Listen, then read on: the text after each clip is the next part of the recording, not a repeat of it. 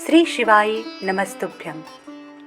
पिछले अध्याय में आप सभी ने सुना कि किस प्रकार माता सती का जन्म होता है। चलिए शिव पुराण की अगली कथा को हम शुरू करते हैं। सती की तपस्या से संतुष्ट जब देवताओं ने देखा तो कैलाश जाकर वो किस प्रकार भगवान शिव का स्तवन करते हैं, इस प्रसंग का हम सब आज मिलके स्तवन करते हैं। ब्रह्मा जी कहते हैं, नारद, एक दिन मैंने तुम्हारे साथ जाकर पिता के पास खड़ी हुई सती को देखा। वह तीनों लोकों की सारभूता सुंदरी थी। उसके पिता मुझे नमस्कार करके तुम्हारा भी सत्कार करने लगे। यह देख लोक लीला का अनुसरण करने वाली सती ने भक्ति और प्रसन्नता के साथ मुझको और तुमको भी प्रणाम किया। नारद तदनंतर सती की ओर देखते हुए हम और तुम दक्ष के दिए हुए शुभ आसन पर बैठ गए। तत्पश्चात मैंने उस विनयशीला बालिका से कहा, सती, जो केवल तुम्हें ही चाहते हैं और तुम्हारे मन में ही एकमात्र जिनकी कामना है, उन्हीं सर्वज्ञ जगदीश्वर महादेव जी को तुम पति रूप में प्राप्त करो। शुभे, जो तुम्हारे सिवा दूसरी किसी स्त्री को पत्नी रूप में न तो ग्रहण कर सके हैं, न करते हैं और न भविष्य में ही ग्रहण करेंगे, वही भगवान शिव तुम्हारे पति हैं। वही तुम्हारे योग्य हैं, दूसरे के नहीं। नारद सती से ऐसा कहकर मैं दक्ष के घर में देर तक ठहरा। फिर उनसे विदा ली। मैं और तुम दोनों अपने अपने स्थान को चले आए। मेरी बात को सुनकर दक्ष को बड़ी प्रसन्नता हुई। उनकी सारी मानसिक चिंताएं दूर हो गई और उन्होंने पुत्री को परमेश्वरी समझकर गोद में बिठा लिया। इस प्रकार कुमारोचित सुंदर लीला विहारों से सुशोभित होती हुई भक्त वत्सला सती, जो स्वेच्छा से मानव रूप धारण करके प्रकट हुई थी, कौमारावस्था पार कर गई।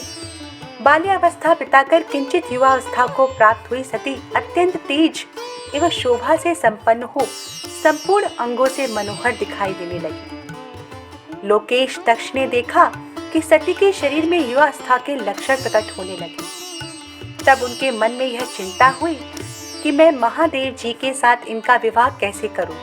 सती स्वयं भी महादेव जी को पाने की प्रतिदिन अभिलाषा रखती थी। अतः पिता के मनोभाव को समझकर वे माता के निकट गई। विशाल बुद्धि वाली सती रूपिणी परमेश्वरी शिवा ने अपने माता वीरणी से भगवान शंकर की प्रसन्नता के निमित्त तपस्या करने के लिए आज्ञा मांगी। माता की आज्ञा मिल गई। अतः दृढ़ता पूर्वक व्रत का पालन करने वाली सती ने महेश्वर को पति रूप में प्राप्त करने के लिए अपने घर पर ही उनकी आराधना प्रारंभ कर दी। अश्विन मास में नंदा तिथियों में उन्होंने भक्ति पूर्वक गुड़ भात और नमक चढ़ाकर भगवान शिव का पूजन किया और उन्हें नमस्कार करके उसी नियम के साथ उस मास को व्यतीत किया। कार्तिक मास की चतुर्दशी को सजाकर रखे हुए मालपुओं और खीर से परमेश्वर शिव की आराधना करके वे निरंतर उनका चिंतन करने लगे। मार्गशीर्ष मास के कृष्ण पक्ष की अष्टमी तिथि को तिल, जौ और चावल से हर की पूजा करके ज्योतिर्मय दीप दिखाकर अथवा आरती करके सती दिन बिताती थी। पौष मास के शुक्ल पक्ष की सप्तमी को रात भर जागरण करके प्रातः काल खिचड़ी का नैवेद्य लगा के वे शिव की पूजा करती थी। माघ की पूर्णिमा को रात में जागरण करके सवेरे नदी में नहाती, गीले वस्त्र से ही तट पर बैठकर भगवान शंकर की पूजा करती थी। फागुन मास के कृष्ण पक्ष की चतुर्दशी तिथि को रात में जागरण करके उस रात्रि के चारों पहरों में शिव जी की पूजा करती और नटों द्वारा नाटक भी कराती थी। चैत्र मास के शुक्ल पक्ष की चतुर्दशी को वे दिन रात शिव का स्मरण करती हुई समय बिताती और ढाक के फूलों तथा दवनों से भगवान शिव की पूजा करती थी। वैशाख शुक्ला तृतीया को सती तिल का आहार करके रहती और नए जौ के भात से रुद्रदेव की पूजा करके उस महीने को बिताती। ज्येष्ठ की पूर्णिमा को रात में सुंदर वस्त्रों तथा बटकटैया के फूलों से शंकर जी की पूजा करके वे निराहार रहकर ही वह मास बिताती थी। आषाढ़ के शुक्ल पक्ष की चतुर्दशी को काले वस्त्र और बटकटैया के फूलों से वे रुद्रदेव का पूजन करती थी।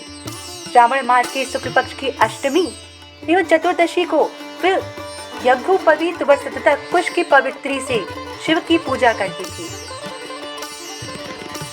भाद्र मास के कृष्ण पक्ष की त्रयोदशी तिथि को नाना प्रकार के फूलों और फलों से शिव का पूजन करके सती चतुर्दशी तिथि को केवल जल का आहार किया करती थी। भांति भांति के फलों, फूलों और उस समय उत्पन्न होने वाले अन्नों द्वारा फिर शिव की पूजा करती और महीने भर अत्यंत नियमित आहार करके केवल जप में लगी रहती थी।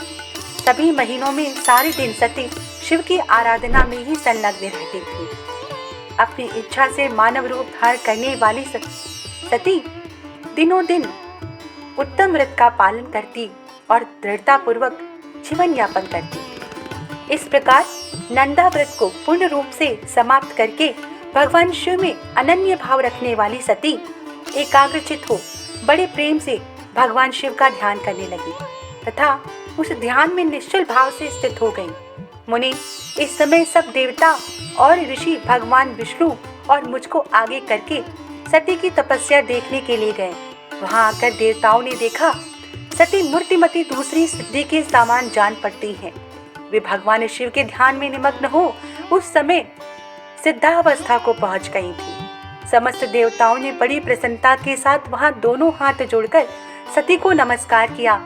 मुनियों ने भी मस्तक झुकाए तथा श्री हरि आदि के मन में प्रीति उमड़ाई। श्री विष्णु आदि सब देवता और मुनि आश्चर्यचकित हो सती देवी की तपस्या की पूरी पूरी प्रशंसा करने लगे। फिर देवी को प्रणाम करके वे देवता और मुनि तुरंत ही गिरिश्रेष्ठ कैलाश गए और जो भगवान शिव को बहुत ही प्रिय है, सावित्री के साथ मैं और लक्ष्मी के साथ भगवान वासुदेव भी प्रसन्नता पूर्वक महादेव जी के निकट गए। वहां जाकर भगवान शिव को देखते ही बड़े वेग से प्रणाम करके सब देवताओं ने दोनों हाथ जोड़ विनीत भाव से नाना प्रकार के स्रोतों द्वारा उनकी स्तुति करके अंत में कहा, प्रभु, आपकी सत्व, रज और तम नामक जो तीनों शक्तियां हैं, उनके राग आदि वेग असह हैं। वेद त्रयी अथवा लोक त्रयी आपका स्वरूप है। आप शरणागतों के पालक हैं तथा आपकी शक्ति बहुत बड़ी है, उसकी कहीं कोई सीमा नहीं है। प्रभु, आपको नमस्कार है। दुर्गापते, जिनकी इंद्रियां दुष्ट हैं, वश में नहीं हो पाती, उनके लिए आपकी प्राप्ति का कोई मार्ग सुलभ नहीं है। आप सदा भक्तों के उद्धार में तत्पर रहते हैं। आपका तेज छुपा हुआ है, आपको नमस्कार है। आपकी माया शक्ति रूपा को अहम बुद्धि है, उससे आत्मा का स्वरूप ढक गया है। अतएव यह मूढ़ बुद्धि जीव अपने स्वरूप को नहीं जान पाता। आपकी महिमा का पार पाना अत्यंत कठिन है। हम आप महाप्रभु को मस्तक झुकाते हैं। ब्रह्मा जी कहते हैं, नारद, इस प्रकार महादेव जी की स्तुति करके श्री विष्णु आदि सब देवता उत्तम भक्ति से मस्तक झुकाए प्रभु शिव जी के आगे चुपचाप खड़े हो गए। तो भक्तों, इस प्रकार सती की कठिन तपस्या से संतुष्ट सभी देवताओं ने शिव की महान स्तुति की और शिव को प्रसन्न करने का प्रयास किया। इसी के साथ ये अध्याय यही संपूर्ण होता है। अगले अध्याय के साथ हम आपके सामने पुनः प्रस्तुत होंगे। तब तक के लिए शिव को नमस्कार है, शिव शक्ति को नमस्कार है, शिव भक्तों को नमस्कार है। श्री शिवाय नमस्तुभ्यं।